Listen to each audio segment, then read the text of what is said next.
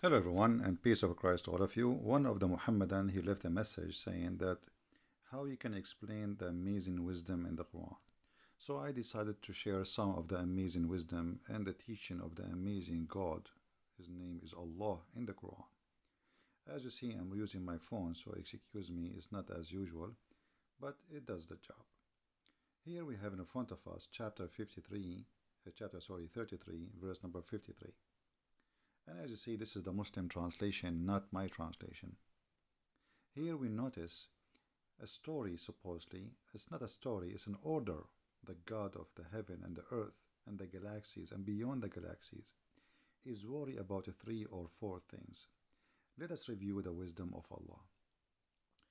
Believers, Abduls, enter not the house of the Prophet without his permission. Allah, the God of all Islam, is worried about entering the house of the Prophet without permission. Okay, hold on. If somebody entered the house of the Prophet and he is a prophet, public figure, he is a judge, he is a ruler, what will happen exactly? Isn't he a prophet? So you want to be a prophet or you don't want to be you want to be a private person who nobody enter your house? Okay.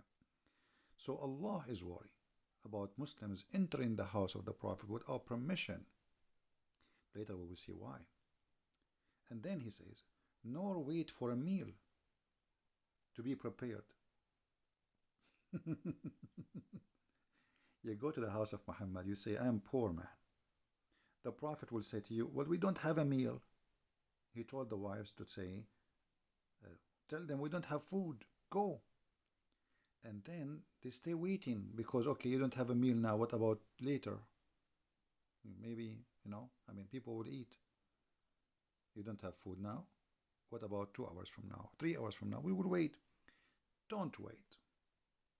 And don't wait for it to be prepared because it will never happen. And then here, Allah is a truthful. He is telling you the truth, that this is hurtful. This is hurting the Prophet. What is hurting the Prophet? To enter his house and to eat sandwiches which is not made for you. And Allah is not shy to express himself, and he is not ashamed of speaking the truth. What the truth? That this has hurt the Prophet, to enter his house without permission and to eat his meal.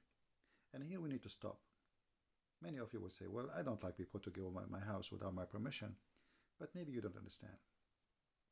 If we go a little bit down, you see the interpretation made by the Abdul. It says to you that the Arab tradition, they go to their houses and they enter their houses, and not only that, they eat. Actually, if you are a stranger and you enter an Arab man's house, you stay in his house for 3 days, 3 nights, and they will not even ask you what's your name, which means your food, your accommodation is for free as a guest. It's a shame for an Arab man to ask you who are you and what do you want. Until you pass the first 3 days, then they will ask you. This is before Muhammad. After Muhammad, things change. Muhammad, he is an Arab, but he's different. He's cheap. He's selfish. He is crazy. He wants to be a prophet. The Arab, they used to be proud actually to have a guest. When somebody come to the tribe, they would be fighting over the guest. He will sleep in the house of who? So if you sleep in the house of this person, you don't accept to sleep in the house of that person. That means you are insulted the other one. Muhammad is different. Muhammad, he don't want anyone to come, even those who they are believers. Those are his followers.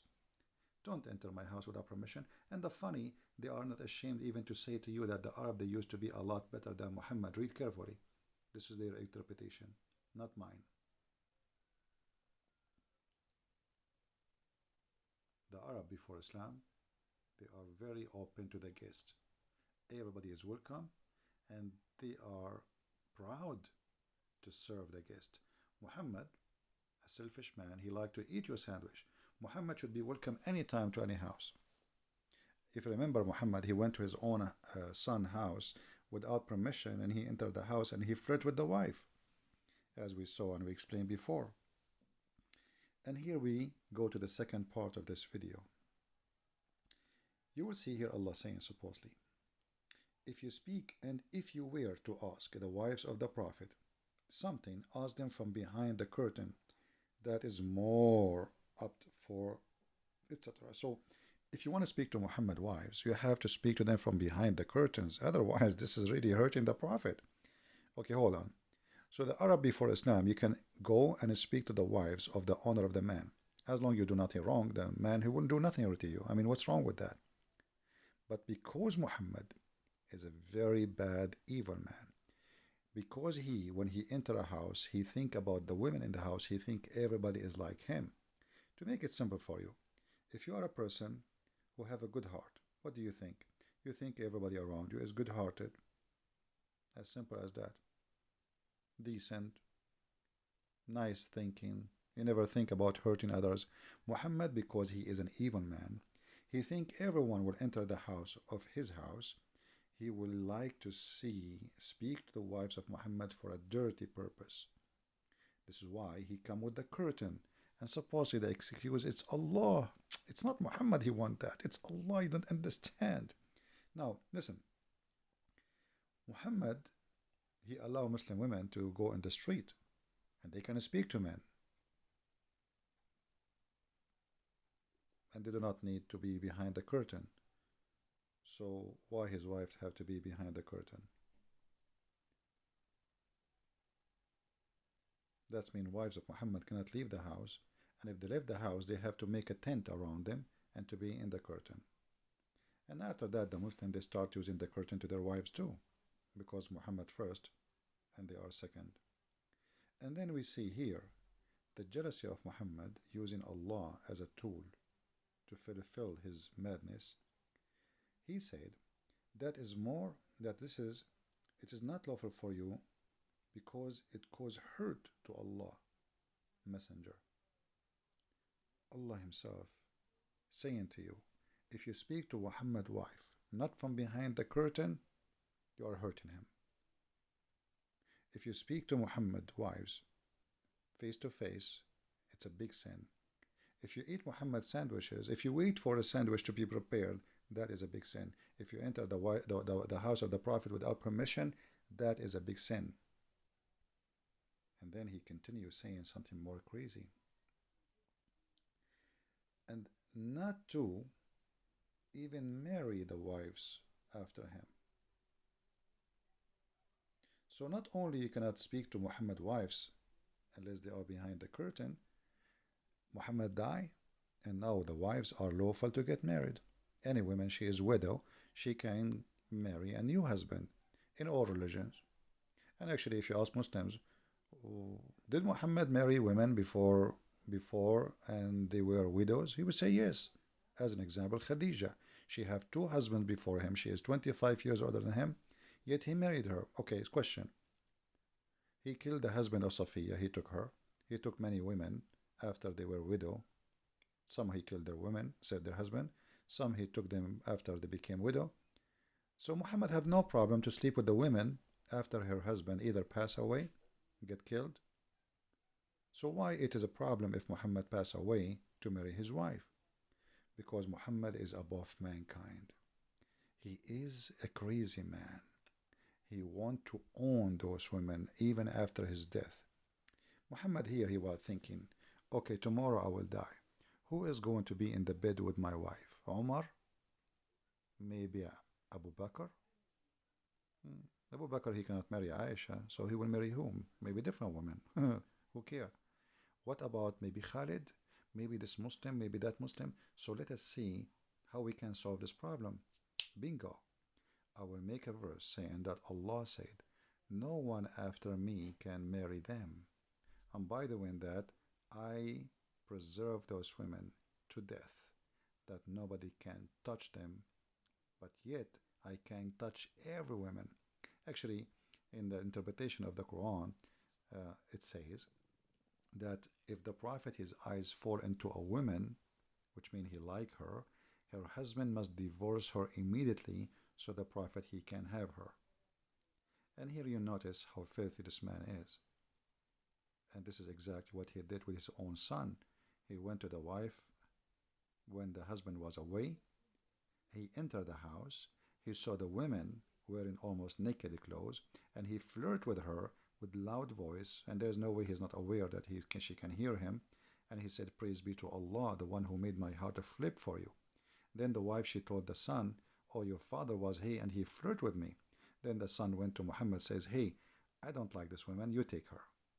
So look, imagine here how crazy sick this maniac. He forbid to you what he loved to do. This is the wisdom of Islam. And here the interpretation actually exposed the madness of Muhammad. That the Arab, they used to be a lot better than before Islam from the Arab after Islam. Share your comment, post your comment.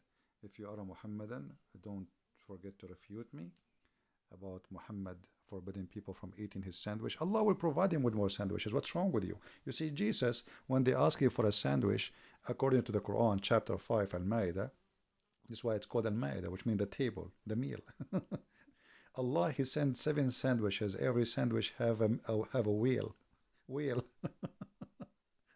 7 sandwiches with 7 wheels.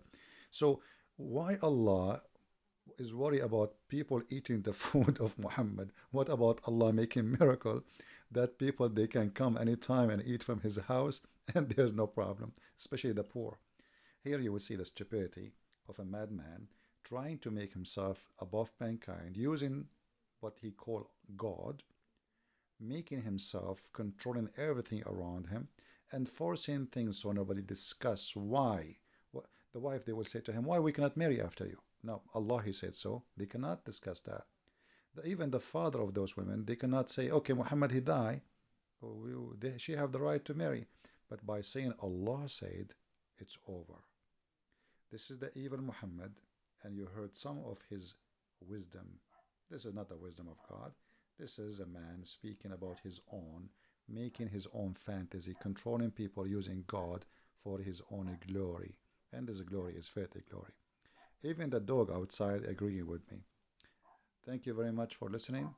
And by the way, I am still in a mountain area, very beautiful, and it's very great.